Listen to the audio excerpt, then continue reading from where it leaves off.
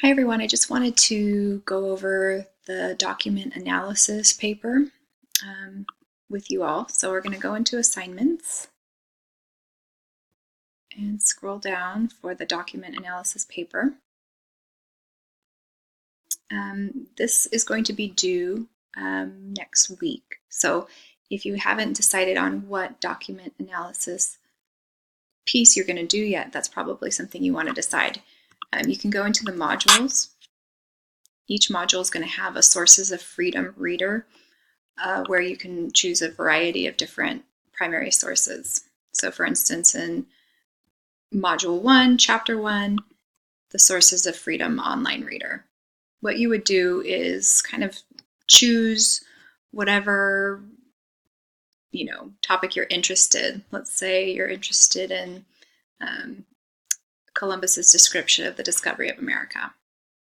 You'd go in, you'd read what is a fairly short primary source of Columbus's description of the discovery of America.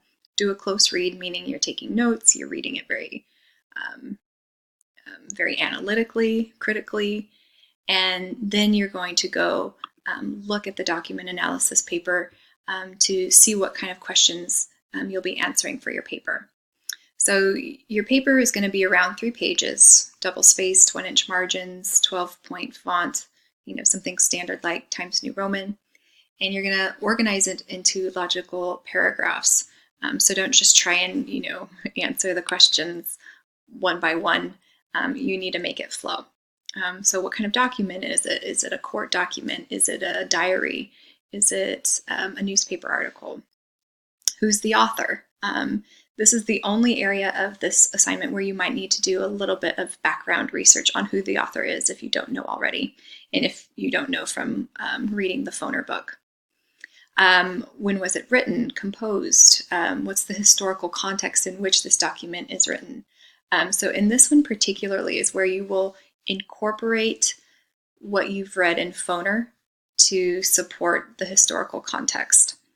So what I mean by that is you're going to look at the assigned reading that correspond to that module from the Foner textbook and use stuff from the textbook to support the historical context, right? Because you want to situate the document that you're analyzing within the context that it's being written. And then what are the main points of the document? What is the purpose? Who do you think is the intended audience? And then another important one, that you could probably get a little bit more depth into is how does it relate to any of the themes of the course? Think about things that we've discussed, subjects that keep coming up. You can think about immigration. You can think about concepts of freedom. You can think about political rivalries. Those are different themes that we've talked about. Racism, gender, ethnicity. Those are all themes that we've definitely covered in this course. And then in H, why is it significant?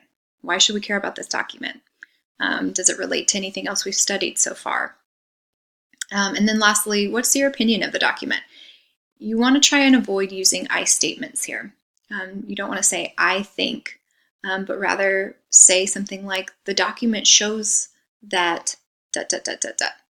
So you're including an opinion, but without using the outright I think or I believe. So hopefully that kind of makes sense. Remember that you have a rubric that you'll be using. Actually, it's right down here. So definitely use this to sort of guide your writing. And if anything, take advantage of the Writing Center that the campus has. They will help you with the paper. They will read over any rough draft that you have. But other than that, hopefully this is a pretty straightforward assignment and allows you to get into a subject that you are more curious about in a more in-depth way.